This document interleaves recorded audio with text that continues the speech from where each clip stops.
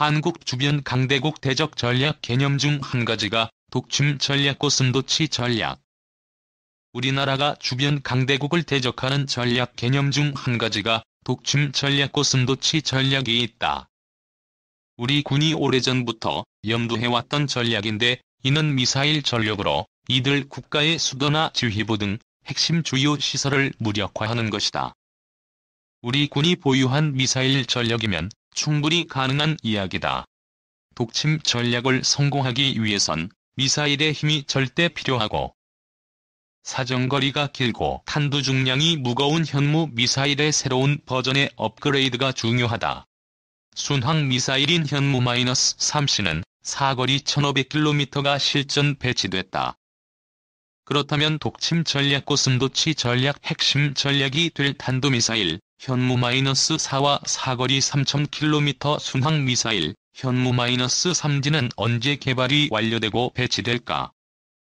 각에서는 우리나라 최대 사거리 미사일이 개발 중에 있으며 혹시 개발이 완료됐거나 더 나아가 실전 배치했을 수도 있을 것이라는 관측이 나온다. 군 소식통들은 사거리 3000km 순항 미사일 개발은 이미 끝났고 시험 발사 중일 것이라고 전망한다. 아무튼 향후 1에서 2년 내 이들 미사일이 한반도 전역에 실전 배치돼 고슴도치 독침 전략에 힘을 실어줄 전망이다.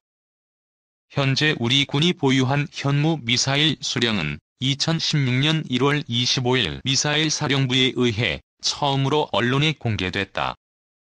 당시 SBS 단독 뉴스에 따르면 2016년 말까지 1700발 확보를 한 뒤 2020년까지 총 2000발을 확보한다고 보도됐다.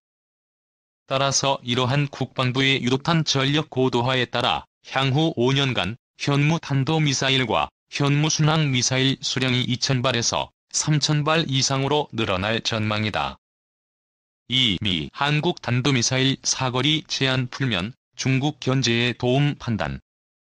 한미가 우주발사체 고체 연료 사용 제한 해제에 이어 탄도미사일의 800km 사거리 제한 등에 대한 논의에 나선 것으로 알려지면서 41년간 유지돼 온 한국의 미사일 개발 족쇄가 모두 풀릴 가능성이 있다는 관측이 나온다.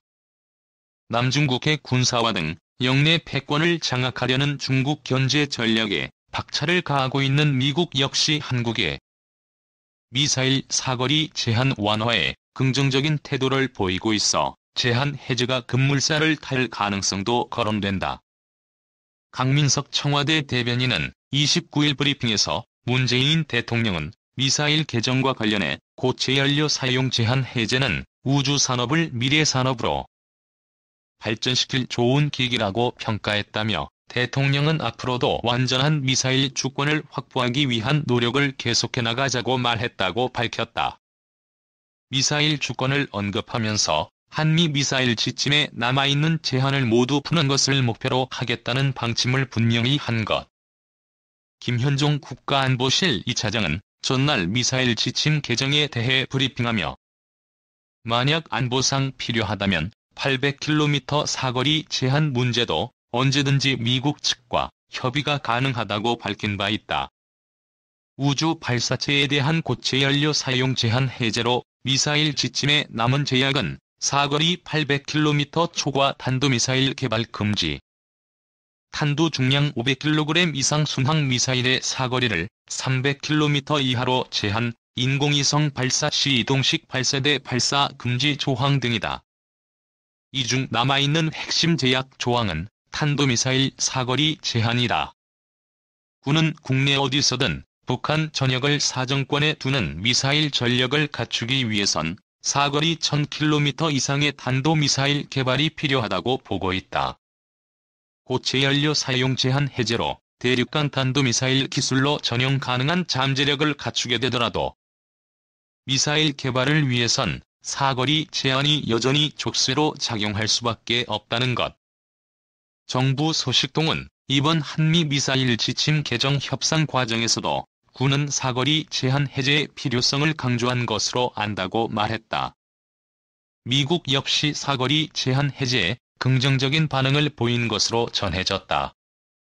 외교 소식통은 도널드 트럼프 미 행정부는 오히려 사거리 제한을 풀어줘 한국이 미사일 능력을 향상시키길 원하고 있다며 한국이 사거리 1000에서 3000km 이상의 준중거리 탄도미사일을 개발하면 중국 견제에 도움이 될 것이라는 판단이라고 말했다. 실제로 남중국해 필리핀해 등에서 항행의 자유작전을 펼치는 미 항모 타격단과 전략 폭격기 발진, 기지인 괌을 사정권에 둔 중국의 미사일 전력은 미국이 가장 우려하는 위협 중 하나다. 미 국방부는 28일 웹사이트에 올린 미사일 방어는 강대국 파워 경쟁의 일부라는 제목의 자료에서 중국인들은 군사적 야망에서 미사일 방어를 핵심으로 보고 있다며 대응의 필요성을 강조했다.